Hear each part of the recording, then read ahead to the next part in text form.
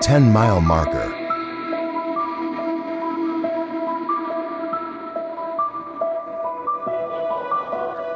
Thomas, a bus driver with 25 years of experience, had been navigating the same quiet countryside route for ages.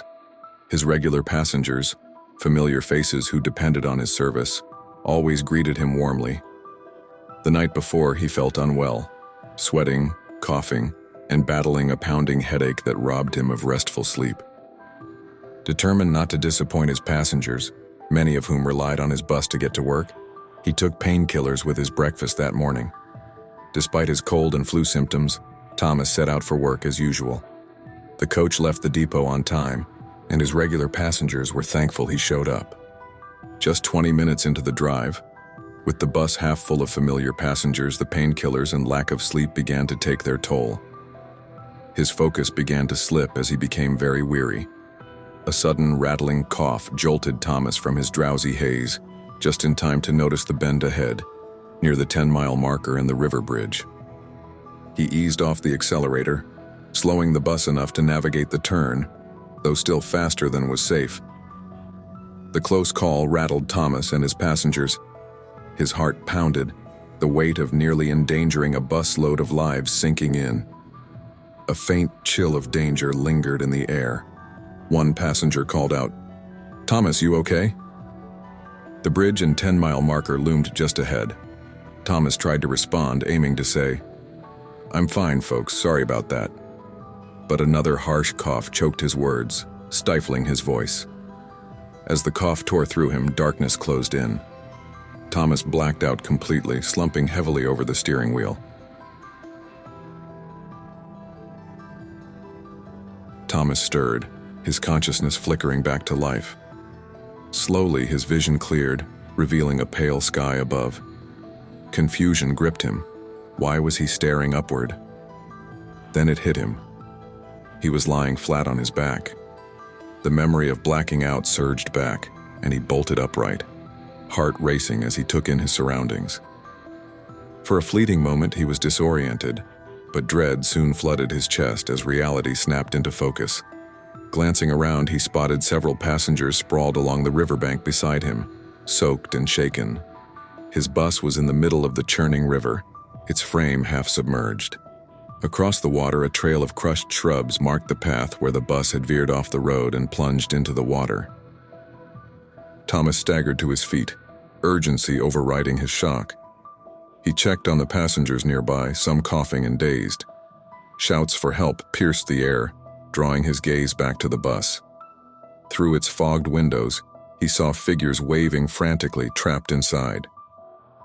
Compelled to act, Thomas plunged into the cold river, swimming toward the stranded bus. His limbs ached, but he pushed forward, driven by duty to save his passengers.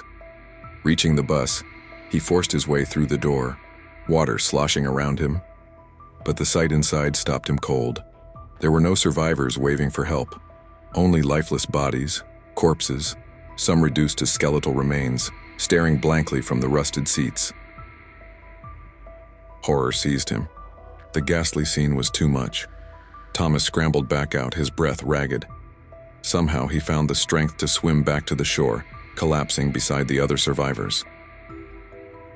The survivors huddled around Thomas, their faces a mix of fear and confusion. "Why didn't you bring anyone back?" one demanded, voice sharp with accusation. Thomas struggled to explain, his throat raw from coughing. "When I got there, no one was alive. Just bodies, corpses, skeletons. How is that possible?" The group stared incredulously and pointed across the river. "You're mistaken, Thomas," said a woman. "There are people still in the bus waving, shouting for help. They wouldn't be there if it weren't for you." Sure enough, cries echoed over the water and shadowy figures moved in the bus's windows, arms flailing. Thomas froze, doubt gnawing at him. How had he missed them? Could there still be survivors? The survivors on the riverbank urged him to his feet. Driven by guilt and a flicker of hope, Thomas plunged back into the icy current, swimming toward the bus once more. He climbed through the door, water swirling at his knees. But inside, the same grim sight awaited: lifeless bodies and skeletal remains. Before he could process the horror, the bus shuddered violently. It broke free from the rocks anchoring it, lurching forward as the river's current seized it. Thomas grabbed the back of a rusty old seat to steady himself as water flooded in. He felt his world go hazy and dark as the bus, fully submerged, was swept down the river.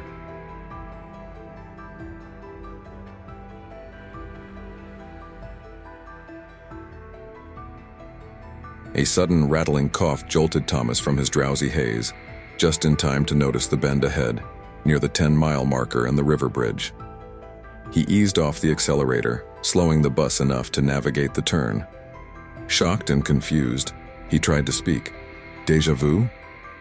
But another harsh cough choked his words, stifling his voice. Darkness once again closed in.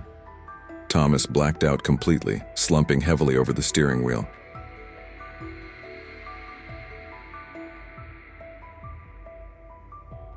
Moments later, Thomas stirred, his consciousness flickering back to life, and the memory of blacking out surged back. He bolted upright, heart racing as he took in his surroundings. He was back on the embankment. A car drove past the 10-mile marker sign, its tires humming on the quiet road. In the back seat, a little girl pressed her face to the window, spotting a weathered plaque and bunches of wilted flowers. "Mom, what are those flowers for?" she asked. Her mother glanced over, her expression softening with sadness. "5 years ago, there was a terrible accident here, sweetheart. A bus veered off the road and into the river." The girl's eyes widened. "Was everyone okay?" Her mother hesitated, then shook her head. "No, honey. Everyone died." Looking down at the river as the car crossed the bridge, the little girl could have sworn she saw a bunch of ghostly figures by the side of the river pointing at an old rusty bus.